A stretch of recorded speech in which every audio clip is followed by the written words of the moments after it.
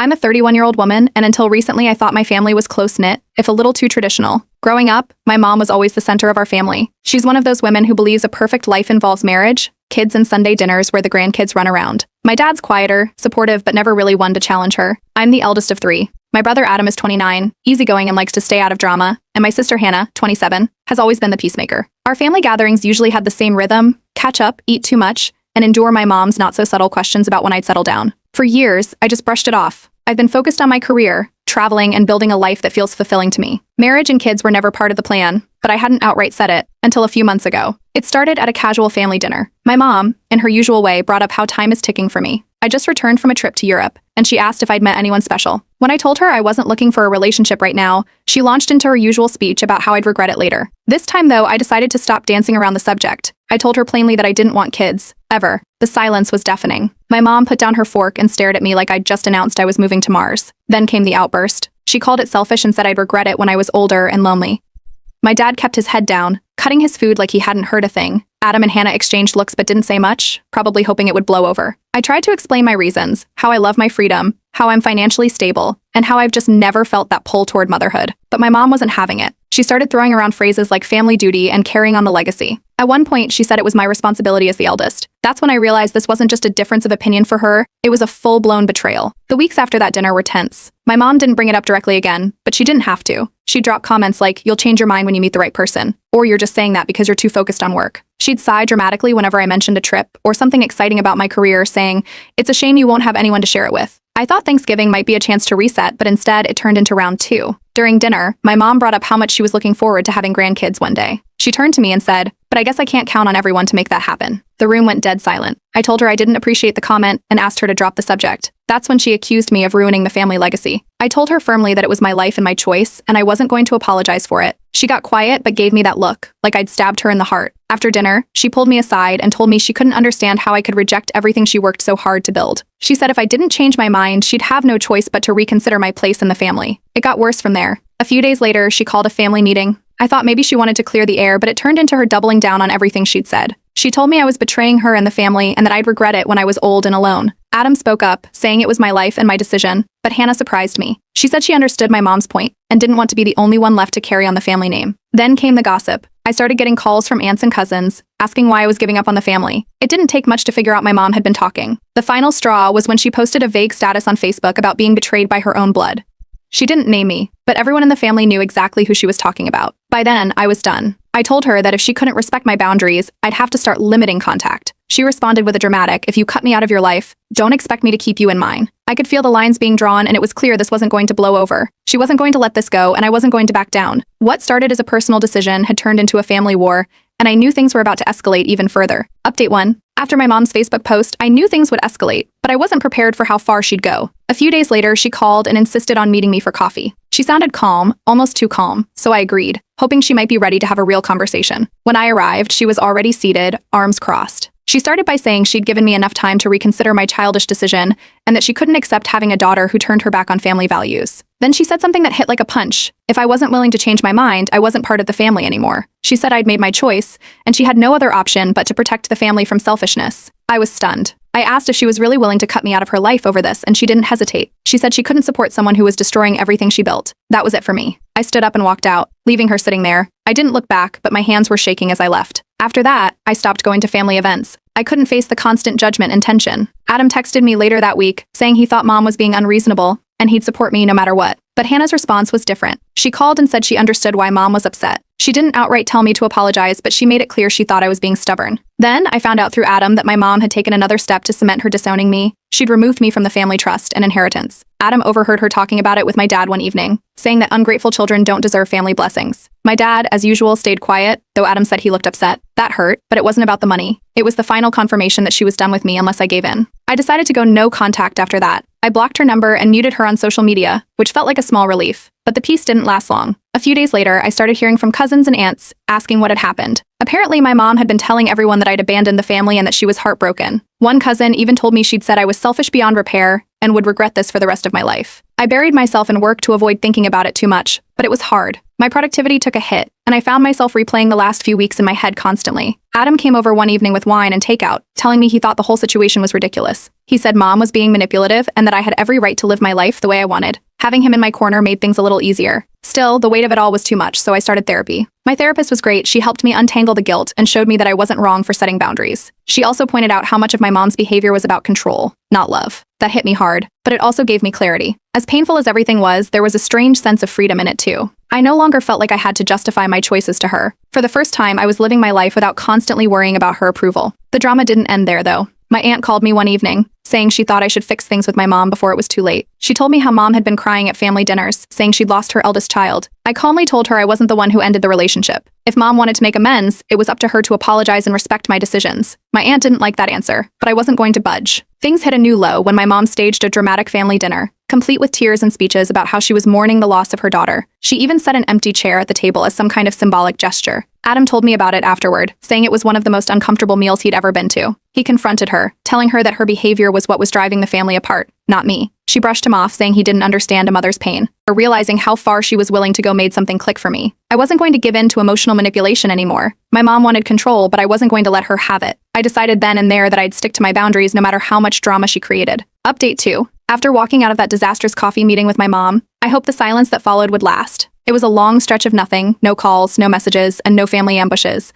I focused on my work and therapy, thinking the worst was behind me. Months passed, and for a brief moment, it felt like the storm had finally passed. But then, out of nowhere, my mom reached out. She sent a message saying she was ready to talk. It wasn't long, and it definitely wasn't an apology. She said something about wanting to move forward as a family, and how she missed the way things used to be. My therapist had been helping me prepare for something like this, and her advice was clear. Any contact needed firm boundaries from the start. I replied cautiously, making it clear that I wouldn't tolerate any discussion about my child-free decision. If she wanted to talk, it had to be about rebuilding trust, not rehashing old arguments. Her response was polite, almost too polite.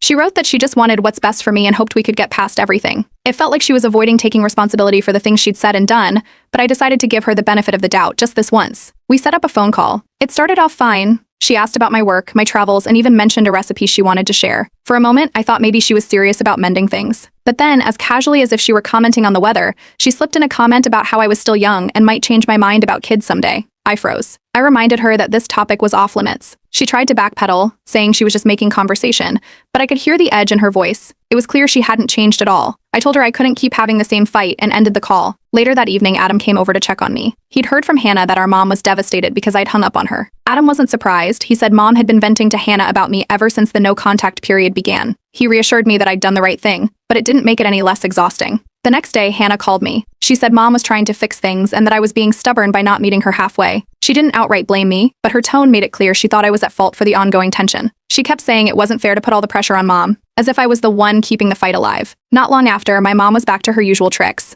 She posted a cryptic status on Facebook about the importance of family and how some people take their blessings for granted. She didn't name me directly, but the timing was obvious. A few of her friends and relatives chimed in with supportive comments, and one even wrote something like, "It's hard when your own kids turn their back on you." I ignored it, but the drama felt suffocating. The stress started to bleed into my work life. I found myself zoning out during meetings, replaying conversations with my mom in my head. I missed a couple of deadlines, which wasn't like me, and even my boss noticed I wasn't fully present. I tried to shake it off, but the weight of everything was hard to ignore. A few days later, my dad showed up at my apartment. He looked uncomfortable, like he didn't want to be there, but he told me he was sorry for everything that had happened. He said he felt trapped, caught between me and mom, and that he didn't know how to make things right. He admitted he couldn't stand up to her because it would only make things worse at home. I appreciated the visit, but his hands-off approach was as frustrating as ever. The next blow came via text. My mom sent me a message saying that unless I changed my mind, I'd be permanently removed from her will. At this point, I wasn't even surprised. I sent a short reply, telling her I didn't care about the money and just wanted peace. She didn't respond. For a while after that, it seemed like she'd finally given up. But Adam told me she was still bad-mouthing me to the extended family. My aunt called me, urging me to be the bigger person and reach out to mom. I told her the same thing I'd been telling everyone. Any relationship with mom would require genuine change and respect for my boundaries. It felt like talking to a wall.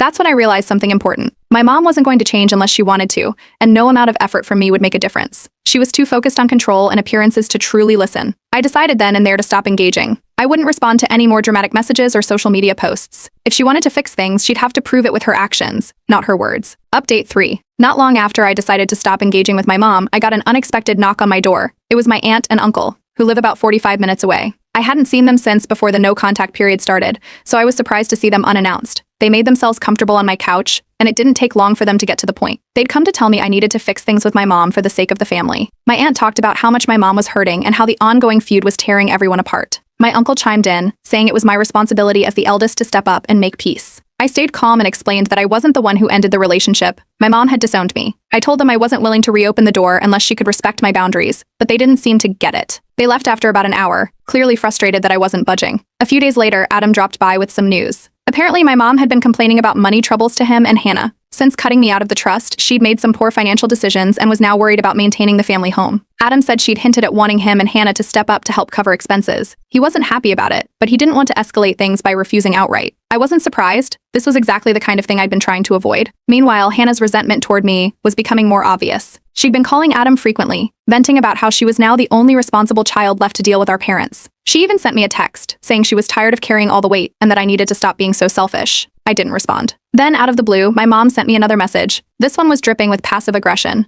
She wrote about how lonely she was and how she wanted to reconcile, but it was clear she hadn't changed her stance. She claimed she was willing to forgive me if I could come to my senses and put the family first. It wasn't an apology. It was another attempt to manipulate me. I didn't reply. At my next therapy session, I brought up the message. My therapist told me to focus on finding internal closure instead of waiting for my mom to take accountability. She said expecting genuine change from someone who refuses to see their faults would only lead to more frustration. It was solid advice, and I started working on letting go of the hope that things would ever be different. Adam, on the other hand, was still trying to mediate. He told me he'd confronted our mom about her behavior, saying the family couldn't move forward until she took responsibility for how she'd treated me. But her response was predictable. She dismissed him, saying he didn't understand a mother's pain and that I was the one causing the rift. He was frustrated but admitted he didn't know how to get through to her. Then came the unexpected twist. One of my cousins, who I hadn't spoken to in months, posted on Facebook. She wrote a long post defending me, calling out my mom's behavior, and saying it was unfair for anyone to expect me to fix something I didn't break. The post blew up within our extended family. Some relatives praised her for speaking up, while others sided with my mom, saying the situation shouldn't have been made public. The backlash must have been too much for my mom to handle because she temporarily deactivated her social media accounts.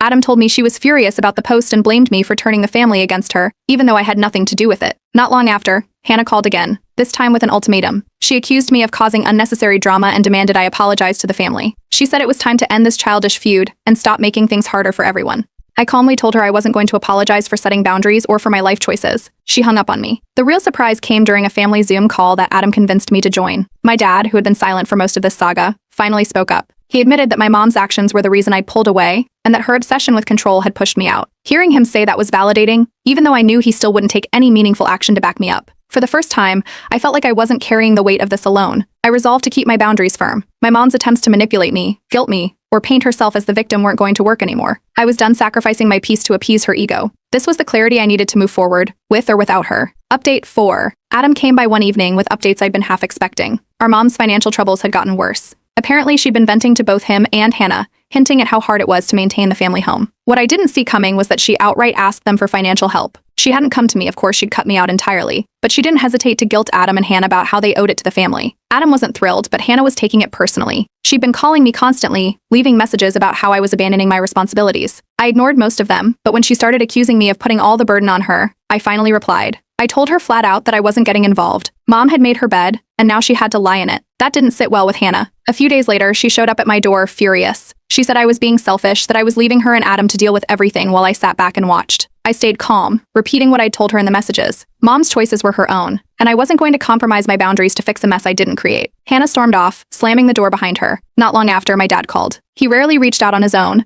so I was surprised to see his name on my phone. When I picked up, he started by apologizing for not stepping in sooner. He admitted he felt trapped. Mom had all the control financially, and he didn't want to rock the boat at home. He said he understood why I'd distanced myself and hoped I wouldn't hold his inaction against him. It was the most honest conversation we'd had in years, but it didn't change much. He still wasn't willing to stand up to her. Then came the ambush. Hannah convinced me to come to a family gathering, saying it was just a casual dinner and that everyone needed a break from the tension. I should have known better. As soon as I walked in, I could feel the tension in the air. Mom was sitting at the head of the table, clearly ready for a showdown. It didn't take long for the conversation to turn.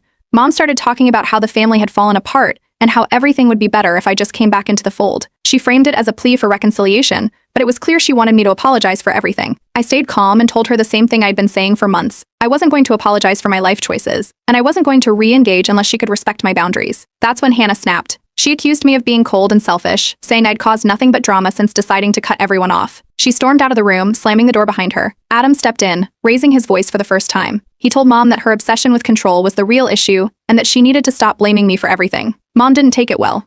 She stood up, tears streaming down her face, and announced that I had ruined Christmas before leaving the room. The aftermath was just as chaotic. Extended family members started weighing in, some siding with me and others with Mom. Adam later told me that some relatives had been calling him, asking why I couldn't just apologize and make things right. Others, including the cousin who defended me on Facebook, reached out to offer their support. In therapy, I unpacked everything that had happened. My therapist pointed out that my mom's behavior was rooted in a fear of losing relevance and control. It didn't excuse her actions, but it helped me understand why she was so unwilling to let go. That realization made me more determined than ever to maintain my boundaries. Hannah, meanwhile, wasn't speaking to me. Every attempt I made to check in with her was met with silence. Adam said she was feeling overwhelmed, but she refused to admit it. She'd taken on the role of the responsible child, and she resented me for stepping away. Mom's desperation started to show. She sent me a long message, accusing me of being heartless and selfish. It was the same old story, and I didn't bother replying. Instead, I focused on the people who were supporting me. Adam came by again, saying he was considering distancing himself from Mom too. He'd been her sounding board for months, and he was tired of the constant manipulation. That conversation was a turning point for me. For the first time, I realized I wasn't mourning the relationship with my mom anymore. The guilt and sadness that had weighed on me for so long were gone, replaced by a sense of peace. I knew I'd done everything I could to maintain my boundaries while still being open to reconciliation, and that was enough. Moving forward, I was determined to protect my peace,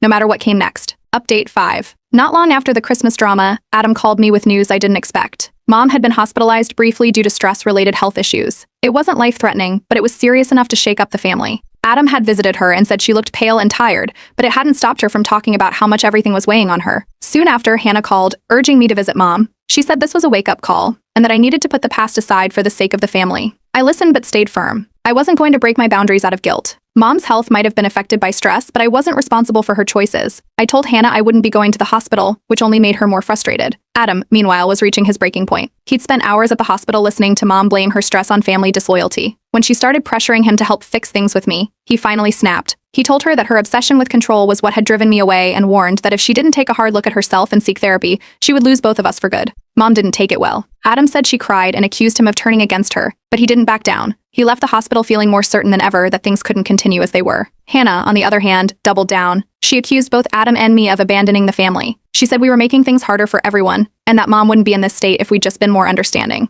Adam and I didn't argue with her, but it was clear the family rift was only getting wider. Our dad stayed neutral as always. He visited Mom in the hospital, told Adam he wished things were different, and said he hoped we'd find a way to work things out. He still wouldn't take a strong stance, which was frustrating but not surprising. A week later, Mom was discharged. That's when she reached out to me directly. Her tone was different this time, calmer, almost apologetic. She said she was willing to consider therapy and wanted to work on repairing our relationship. For a moment, I thought maybe she was serious about changing. But given everything that had happened, I couldn't let my guard down. I replied cautiously, saying I appreciated her willingness to try, but needed to see consistent actions before re-engaging. Adam agreed with my decision to wait and see. He'd been distancing himself more and more, refusing to take her calls unless she was willing to talk about something other than family drama. Meanwhile, Hannah was still trying to hold everything together. With both of us stepping back, the full weight of Mom's demands was falling on her. Adam said she was starting to sound overwhelmed, but she wouldn't admit it. I kept focusing on therapy, which was helping me work through the lingering guilt. My therapist encouraged me to prioritize my own well-being and let go of the idea that I could fix my family's dysfunction. It was freeing to realize that I didn't have to carry the burden anymore. Around the same time, I received a major promotion at work. It felt like a validation of everything I'd been working toward, proof that stepping away from the chaos had allowed me to thrive. For the first time in years, I felt like I was fully in control of my life. Adam, too, made a big decision. After months of trying to mediate, he officially went no contact with Mom. He told me he couldn't keep dealing with the constant guilt trips and manipulation. That left Hannah as the only child still actively communicating with her. Adam and I both felt bad for her, but knew she had to set her own boundaries. Mom's next move was predictable. She sent me a long, emotional message begging for a family reunion. She talked about how much she missed the way things used to be, and how she just wanted us all to be together again. I didn't reply. Her words felt hollow without any real effort to change behind them. Then out of nowhere, Hannah called me. She sounded exhausted and admitted she was feeling overwhelmed. She said she didn't know how much longer she could keep carrying everything on her own. I listened and offered support, but gently redirected her to think about setting boundaries with Mom. It wasn't an easy conversation, but it felt like a step in the right direction. Finally, I decided to write a letter to Mom. It wasn't an olive branch. It was a way to put my feelings into words and set clear terms for any future relationship. I explained why I'd made the choices I had, and emphasized that any reconciliation would need to be built on respect and healthier communication. I didn't know if she'd truly hear me, but it felt good to put everything out there. Now I'm focused on moving forward. I surrounded myself with supportive friends and chosen family who respect me for who I am. The weight of the past is finally lifting, and for the first time, I feel free from the toxic dynamic that held me back for so long. It's not the ending I hoped for, but it's the one I needed.